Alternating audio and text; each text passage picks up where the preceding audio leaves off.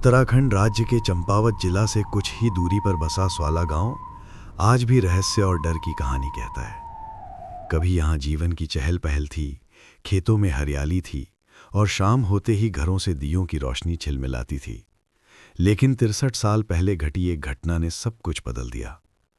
कहते हैं कि सन 1952 में 8 पर्यटक एक गाड़ी में सवार होकर पहाड़ी रास्ते से गुजर रहे थे। वे प्राकृतिक सुंदरता देखने आए थे और हंसी मजाक करते हुए आगे बढ़ रहे थे। अचानक एक खतरनाक मोड़ पर उनकी गाड़ी गहरी खाई में जा गिरी। घायल पर्यटक मदद के लिए चीखते रहे। उनकी आवाज़ें गांव तक पहुंचीं, लेकिन उस रात इंसानियत हार गई। कुछ लालची लोगों ने मदद करने के बजाय उनका सामान लूटना शुरू कर दिया। घायल पर्यटक तड़पते रहे और धीरे धीरे सब ने दम तोड़ दिया। उस रात के बाद से स्वाला गांव में अजीब घटनाएं होने लगीं। कभी रात में चीखें सुनाई देती, कभी वीरान रास्तों पर परछाइयां चलती दिखती। एक एक कर लोगों ने गांव छोड़ दिया। जहां पर्यटकों ने आखिरी सांस ली थी, वहां मां दुर्गा का एक छोटा सा मंदिर बनवाया गया ताकि आत्माओं को शांति मिले। लेकिन डर की परछाई आज भी वहां महसूस की जाती है। इसी रहस्य को जानने एक दिन शेरू वहां पहुंचा।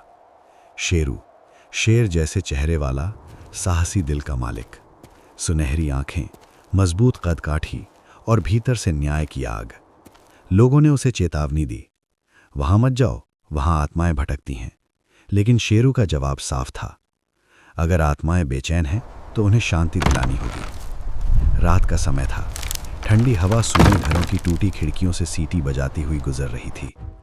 शेरू धीरे धीरे उस मंदिर की ओर बढ़ा। अचानक उसे दूर से कदमों की आहट सुनाई दी, जैसे कोई उसकी ओर बढ़ रहा हो। अचानक उसके सामने धुंध में 8 परछाइयां उभरी। शेरू ने डरने के बजाय आंखें बंद की और हाथ जोड़कर बोला, तुम्हारे साथ अन्याय हुआ। मैं वचन देता हूं तुम्हारी कहानी दुनिया तक पहुंचाऊंगा। हवा अचानक शांत हो गई। परछाइयां जैसे स्थिर हो गईं। शेरू ने गांव के बीच खड़े होकर जोर से कहा, जिस लालच ने तुम्हारी जान ली, उसी लालच ने इस गांव को उजाड़ दिया। अब तुम्हें न्याय मिलेगा। अगले दिन शेरू ने गांव की सच्चाई सबके सामने रखी।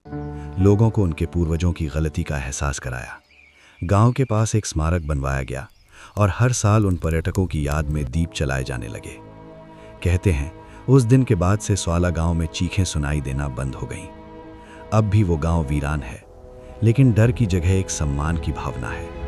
और लोग कहते हैं कि जहां अन्याय हो, वहां शेरू जरूर आएगा।